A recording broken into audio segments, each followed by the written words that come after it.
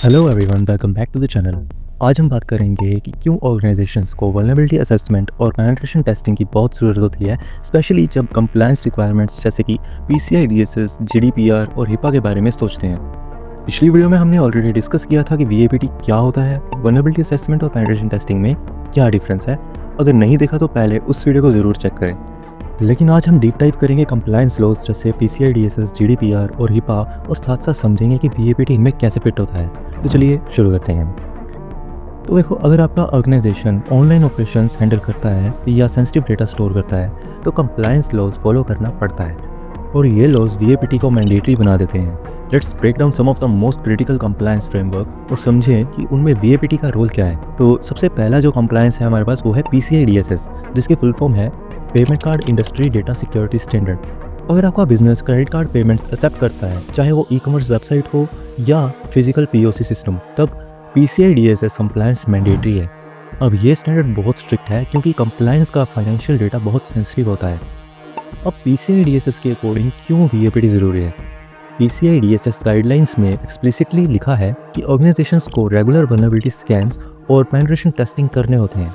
यह इंश्योर करता है कि कोई हैकर कस्टमर का कार्ड डेटा स्टील ना कर ले, जैसे कि आउटडेटेड सॉफ्टवेयर्स, वीक एन्क्रिप्शंस या मिसकॉन्फ़िगर्ड फायरवॉल्स जैसे वल्नरेबिलिटीज डिटेक्ट हो जाएं और फिक्स हो जाएं। अब डिटेल्ड एग्जांपल देखें तो टारगेट ब्रीच 2013 एक परफेक्ट एग्जांपल है। हैकर्स ने उनके एचवीएसी वेंडर के थ्रू एक्सेस लिया, फिर उन्होंने पीओएस या पॉइंट ऑफ सेल सिस्टम्स में मालवेयर इंजेक्ट किया और 40 million credit card details steel कर लिए। अगर टारगेट ने रेगुलर वीएपीटी किया होता तो ये वल्नरेबिलिटीज पता चल जाती और ब्रीच अवॉइड हो जाती। So what PCI DSS requires according to 2025? Under PCI DSS version 4.0 released in 2022, हर साल वीएपीटी कंडक्ट करना होता है, लेकिन अब फोकस बढ़ा है कॉन्टिन्यूस मॉनिटरिंग पर। प्लस अगर आपका इंफ्रास्ट्रक्चर चेंज होता है, जैसे न्यू सॉफ्टवेयर इंस्टॉल करते हो या नेटवर्क अपडेट करते हो, तो भी वीएपीटी मैंडेटरी है। इससे आप इंश्योर कर सकते हो कि चेंजेस से कोई न्यू वल्नरेबिलिटी इंट्रोड्यूस तो नहीं हुई।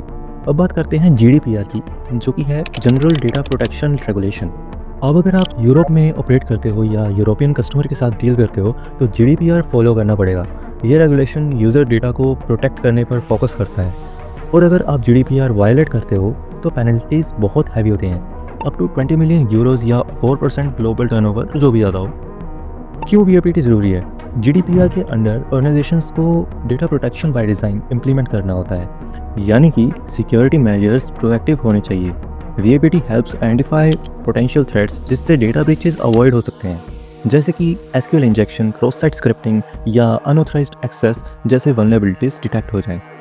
अब डिटेल्ड एग्जांपल देखें तो ब्रिटिश एयरवेज ब्रीच 2018 में अटैकर्स ने वेबसाइट के थ्रू कस्टमर डेटा स्टील किया था। हैकर्स ने जावास्क्रिप्ट इंजेक्शन यूज़ करके पेमेंट डिटेल्स रीडायरेक्ट किए थे। अगर ब्रिटिश एयरवेज ने रेगुलर वीएपीटी किया होता तो ये वल्नरेबिलिटीज पता चल जाती और फाइन से बच जाते। So what GDPR requires according to 2025? GDPR guidelines में लिखा है कि ऑर्गेनाइजेशंस को रिस्क असेसमेंट रेगुलरली कंडक्ट करनी चाहिए। VAPT helps map out risk related to personal data processing. Plus अगर ब्रीच हो जाता है तो जीडीपीआर रिक्वायर्स कि ऑर्गेनाइजेशंस को ब्रीच रिपोर्ट करना पड़ता है within 72 hours. Regular VAPT से ब्रीच प्रिवेंट हो सकता है और रेपुटेशनल डैमेज से बचा जा सकता है। अब बात करते हैं हिपा की, जो कि है health insurance portability and accountability act. अगर आप हेल्थ केयर इंडस्ट्री में काम करते हो तो हिपा कंप्लायंस ज़रूरी है। पेशेंट डेटा को सिक्योर रखना बहुत क्रिटिकल होता है क्योंकि ये data life and death decision में इन्वॉल्व हो सकता है। अब क्यों वीएपीटी ज़रूरी है according to HIPAA? So HIPAA guidelines में लिखा है कि ऑर्गेनाइजेशंस को रिस्क असेसमेंट रेगुलरली कंडक्ट करने चाहिए। वीएपीटी हेल्प्स आइडेंटिफाई वीकनेसेस जिससे पेशेंट डेटा कंप्रोमाइज्ड हो सकता है, जैसे कि अनपैच्ड मेडिकल डिवाइसेस, इनसिक्योर एपीआईज या फिशिंग अटैक्स। डिटेल्ड एग्जांपल देखें तो वानाक्राई रैंसमवेयर अटैक 2017 में बहुत सारे हॉस्पिटल्स अफेक्ट हुए थे क्योंकि उनके सिस्टम्स आउटडेटेड थे और वल्नरेबिलिटीज पैच नहीं की गई थी। रेगुलर वीएपीटी से ऐसा अवॉइड हो सकता था। कुछ हॉस्पिटल्स ने इमरजेंसी सर्विसेज बंद कर दी थी क्योंकि उनकी सिस्टम्स लॉक हो गई थी। So what HIPAA requires according to 2025? HIPAA requires कि ऑर्गेनाइजेशंस को टेक्निकल सेफगार्ड्स इंप्लीमेंट करने चाहिए, जैसे कि एक्सेस कंट्रोल, एन्क्रिप्शन और audit logs. VAPT helps validate कि ये सेफगार्ड एक्चुअल काम कर रहे हैं।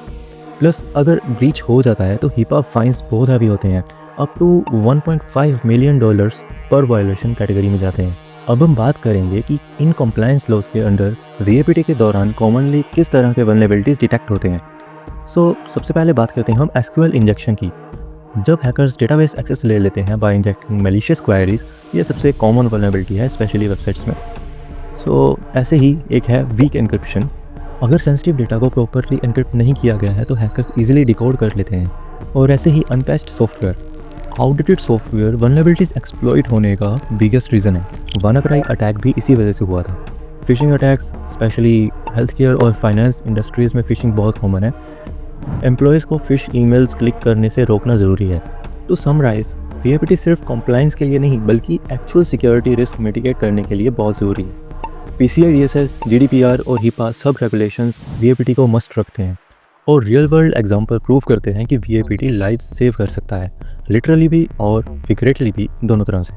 और हाँ, अगर आपको ये वीडियो पसंद आई हो तो प्लीज़ लाइक करें, सब्सक्राइब करें और बेल आइकन को प्रेस करें ताकि आपको हर नई वीडियो की नोटिफिकेशन मिले।